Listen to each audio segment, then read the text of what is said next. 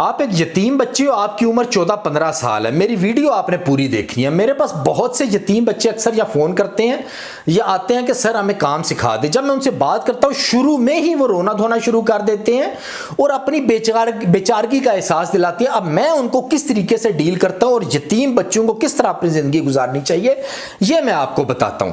اچھا, جب بھی میرے پاس کوئی بچہ آتا ہے نا یتیم, تو میں اس کو سب سے پہلے یہ بتاتا ہوں کہ یہ آپ رونا دھونا اور یہ بیچارگی والا اپنا کیوں سٹائل اپنایا ہوا ہے. آپ نے آپ کے اللہ پاک, آپ کے ابو فوت ہو چکے ہیں, یہ اللہ پاک کا نظام ہے. آپ الحمدللہ بولا کرو, ابو فوت ہو گئے ہیں, امی نے بھی فوت ہو جانا ہے, آپ نے بھی فوت ہو جانا ہے, ہم نے بھی فوت ہو جانا ہے. اللہ پاک کی چیز ہے جو کہ اللہ پاک واپس لے لیتا ہے. اس لیے آپ کو الحمدللہ بولنے کے بعد آگے زندگی کا سفر شروع کر دینا چاہیے. اور آپ اپنے ذہن سے یہ نکال دو کہ آپ بچے ہو, آپ ایک بڑے انسان ہو. 14-15 سال کی عمر, ہمارے معاشرے میں اس کو بچہ تصور کیا جاتا ہے, لیکن حقیقت میں آپ کچھ بھی دنیا میں کرنے کی طاقت رکھتے ہو. اب پہلی بات میں ان کو یہ سمجھاتا ہوں کہ آپ کے پاس اگلی زندگی گزارنے کے 2 آپشن ہیں. یا تو بیچارگی میں زندگی گزارو, رو دھو کے میرے ابو نہیں ہے, میں یتیم ہوں, میری مدد کرو, میرے پاس کھانے کے لیے کچھ نہیں ہے, مجھے کپڑے دو. ایسے آپ اس مائنڈ سیٹ کے ساتھ اپنی زندگی گزارو. دوسرا آپشن آپ کے پاس یہ خودداری کے ساتھ زندگی گزارو, اپنے اندر قابلیت پیدا کرو اور خود سے بہادر انسان کی طرح اپنے ماں کو, بہن بھائیوں کو اور سب کو سنبھالنے کی کوشش کرو. یہ پہلا پوائنٹ میں ان کو سکھاتا ہوں. دوسرا پوائنٹ میں ان کو یہ بتاتا ہوں کہ سعودی عرب میں نا اکثر جو ایجپشن لوگ ہیں نا, مصری لوگ ہیں, وہ جو دہاڑی لگاتے ہیں نا, مزدور طبقہ ہے, وہ کیا کرتا ہے, وہ جب دوپہر کو کھانے کا ٹائم ہوتا ہے نا, پورا دن مزدوری کرنے کے بعد وہ دوپہر کو ایک روٹی لیتے ہیں, پرانی روٹی ہوتی ہے, اکثر فریج میں سے نکال کے وہ روٹی ساتھ لے کے آئے ہوتے ہیں. اس کے ساتھ وہ ایک ٹماٹر کا ٹکڑا لیتے ہیں یا ایک پیاز لیتے ہیں یا ایک کھیرا لیتے ہیں اور کھا لیتے ہیں.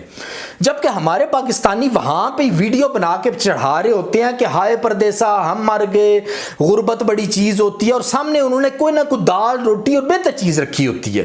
تو یہ ایک مائنڈ سیٹ ہوتا ہے, غربت کوئی چیز نہیں ہوتی. صرف آپ کے ملک میں شاید 2 یا 3% لوگ ایسے ہیں جو واقعی غریب ہیں, باقی سب غریب نہیں ہیں. وہ ان کے مائنڈ سیٹ ہے, وہ جہالت ہے سب کچھ. تو ایجپشن لوگ اس طرح سے وہاں پہ کھانا کھاتے ہیں اور ہمارے لوگ اس کو غربت کا نام دیتے ہیں. تو آپ لوگ یا میں نے بھی, ہمارے گھر میں بھی ہم نے اکثر ایک روٹی لے کے اس کے ساتھ پیاز اور ٹماٹر کی چٹنی بنا کے روٹی کھائی ہوئی ہے.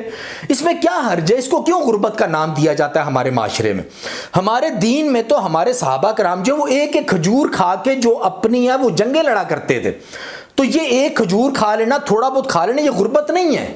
عید پہ فرض کریں آپ کے پاس کپڑے نہیں ہیں یا آپ کو کپڑے نہیں مل سکے, آپ کے ابو نہیں ہیں, یتیم, فی الحال پیسے نہیں ہیں, تو اس میں کوئی پریشانی والی بات نہیں ہے. آپ کیوں اس چیز کو سیریس لے رہے ہو یا سر کے اوپر سوار کر رہے ہو؟ کوئی بھی پرانے کپڑے پہن لو. خوشی سے جو خوشی ہے وہ آپ جس طرح اپنے بہن بھائیوں, ماں کے ساتھ ٹائم گزارو گے, وہ چیز زیادہ اہمیت رکھتی ہے. کپڑوں کا بالکل بھی کوئی مسئلہ نہیں ہے. فرض کرو آپ کے پاس دکان کو کھولنے کے پیسے نہیں ہیں, تو آپ اپنے گھر کے باہر ایک بورڈ لگا لو اور دکان جو ہے وہ اپنے گھر کے اندر سے شروع کر لو. آپ کے پاس گھر نہیں ہے موجود, تو آپ اپنے کسی دوست کا, کسی رشتہ دار کے, کسی بھی جگہ کے چھت کے اوپر ایک ٹینٹ لگا کے وہاں پہ رہنا شروع کر دو. ان ساری چیزوں میں مسئلہ کیا ہے؟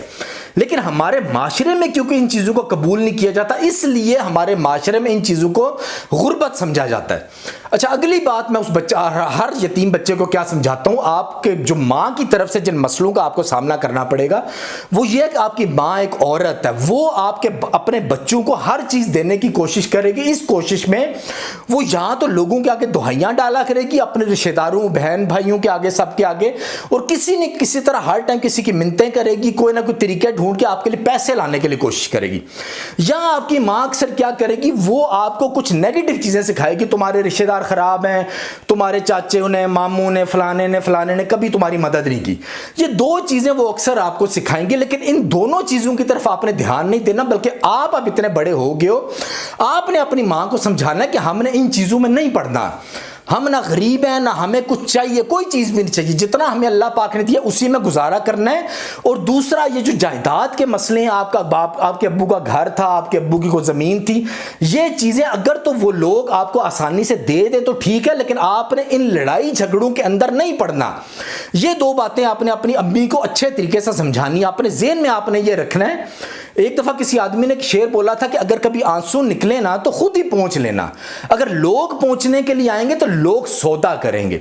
تو اس بات کو ذہن پہ رکھتے ہوئے کبھی بھی اپنی ماں کو, بہنوں کو کہیں نہ کہیں اس سچویشن میں نہ آنے دینا جس میں بیچارگی کی طرح وہ اپنی زندگی گزارنا شروع کر دیں. یہ ایک بات میں سمجھاتا ہوں. اگلی بات میں کیا کہتا ہوں, آپ نے ذہن میں رکھنا ہے جو تعلیم ہے نا, کالج یونیورسٹیوں کی تعلیم ہے, یہ آپ کو صرف ترقی نہیں دیتی ہے, اس کے علاوہ ہزاروں اور طریقے موجود ہیں. اگر تو آپ میں یہ قابلیت موجود ہے یا آپ کے بہن بھائیوں میں یہ قابلیت موجود ہے کہ وہ ڈاکٹر انجینئر بن سکتے ہیں, تو پھر آپ کوشش کرنا اپنی آمدنی بڑھا کے کہ ان کو ڈاکٹر انجینئر بنانے کی کوشش کی جائے. لیکن اگر آپ سمجھتے ہو کہ اس قابل وہ نہیں ہے نا, تو پھر اپنا ٹائم بالکل بھی نہیں ضائع کرنا یہ چھوٹی موٹی ڈگریوں کے اندر ان کے فیسوں کے اخراجات جو ہیں وہ پورے کرنے میں, اسکولوں کے اخراجات پورے کرنے میں. جو آپ کی تربیت ہوتی ہے وہ اور چیزیں, آپ کی تربیت آپ کے بہن بھائیوں کو ترقی کرائے گی. اپنے بہن بھائیوں کو اور اپنے لیے سکل ڈھونڈنے کی طرف نکلنا, اور سکل ڈھونڈنے کے لیے جو سب سے بڑی بات ہوگی وہ یہ ہوگی کہ اچھے مینٹور کی, اچھے استاد کی تلاش کرنا. جس طرح میرے ایسی کہ جب لڑکا کوئی یتیم بچہ میرے پاس آتا ہے تو میں اس کو بتاتا ہوں عام روٹین میں آپ کو 5, 6, 7 سال میں لوگ کام سکھائیں گے, آپ سے ناجائز فائدہ اٹھائیں گے. لیکن میں آپ کو وہی کام جو ہے اس کو ٹوٹلی 1, 2 یا 3 مہینے لگنے چاہیے سیکھنے کے لیے. باقی آگے آپ جتنا زیادہ کرتے رہو گے اتنی زیادہ پریکٹس ہوتی رہے گی. لیکن کمائی کرنے کے لیے آپ کو 1, 2, 3 مہینے کام سیکھنا کافی ہے. اور میں آپ کو اتنے ٹائم میں کام سکھاؤں گا, لیکن میں کبھی بھی کسی کو سکھانے کے کام پیسے نہیں دیتا. اور میں ان بچوں کو بھی یہ بولتا ہوں آپ بھی پیسے کا مطالبہ نہیں کرو, بلکہ اپنے اندر خودداری پیدا کرو اور 1, 2 مہینے میں میرے سے اتنا اچھا کام سیکھو کہ اس کے بعد میں نہ چاہتے ہوئے بھی آپ کو سیلری دے رہا ہوں. یہاں آپ خود اس قابل ہو جاؤ کہ آپ خود جا کے اپنے خودداری کے ساتھ جا کے پیسے کما سکو. اس میں صرف خیال یہ رکھنا ہوتا ہے کہ جس آدمی کے پاس آپ گئے ہو نا کام سیکھنے, وہ آدمی ایک حلال کا انسان ہونا چاہیے, اور واقعی ان سے اس کو صرف جا کے اتنا بتاؤ کہ میرے ابو فوت ہو چکے ہیں, میرے پہ گھر کی پوری ذمہ داری ہے, اس لیے سر بس ایک کام کرے, مجھے جتنا نالج ہے وہ جلدی سے جلدی دے دے تاکہ میں اپنے پاؤں پہ کھڑا ہو جاؤں. بس اتنی بات اس کو کہنی ہے, اور اس کے بعد بغیر معاوضہ مانگے ہوئے آپ نے اس کے پاس کام شروع کر دینا. یہ نصیحت میں بچوں کو ایک اور کرتا ہوں. اگلی نصیحت میں بچوں کو کیا کرتا ہوں کہ آپ نے صرف ذہن میں یہ رکھنا ہے 14, 15, 16 سال آپ کی عمر ہے, نماز 5 ٹائم کی پڑھنی ہے. اس کے علاوہ پیسے کے پیچھے آپ نے پڑ جانا ہے. پیسہ بہت ہی ضروری ہے آپ کے لیے, اور دوسری بات یہ کمانا بھی بہت ہی آسان ہے. کمانے کے لیے صرف ایک ہی فارمولہ ہے کہ آپ نے اپنے اندر کوالٹی پیدا کرنی ہے, کوئی نہ کوئی ایک ہنر سیکھنا ہے. جو کوئی بھی دنیا کا ہنر سیکھنے کے لیے آپ کو 3 مہینے, 6 مہینے یا 1 سال سے اوپر بالکل بھی نہیں لگتا, اگر آپ استاد اس فیلڈ کا اچھا چن لیتے ہیں.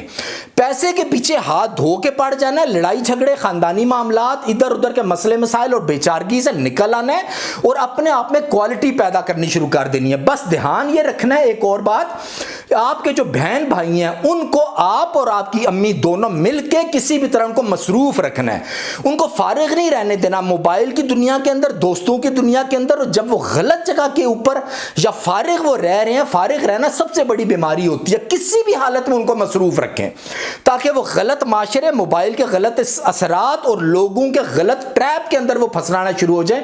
کیونکہ یہاں پہ آپ محنت کر رہے ہوں گے گھر کو سنبھالنے کے لیے, اگر آپ کا کوئی ایک آدھ بہن بھائی غلط ٹریک پہ چڑھ جاتا ہے تو آپ کی ساری محنت ضائع ہو جائے گی اور آپ مشکل میں پھنس جاؤ گے. تو ساتھ ساتھ بہن بھائیوں کو ہر ٹائم کسی بھی شکل میں ان کو مصروف رکھنا بہت ضروری ہے. اور اس ایک اور بات میں بتاتا ہوں کہ آپ کی ماں جو ہے نا, اس کا اس معاشرے کے اندر اس کا مائنڈ سیٹ اس طرح کا بنا ہوا ہے. ان کے ذہن میں کیا ہوتا ہے کہ ہم پیسے جمع کرتے رہیں گے, گھر بنائیں گے, بچوں کی شادیاں کریں گے. اس طرح مائنڈ سیٹ کے ساتھ وہ جتنے بھی پیسے پر آنا شروع ہوتے ہیں ان کو جمع کرتے ہیں. آپ نے اپنی ماں کو سمجھانا ہے کہ نہیں, ایسا نہیں ہوتا, پیسے سے پیسہ بنتا ہے.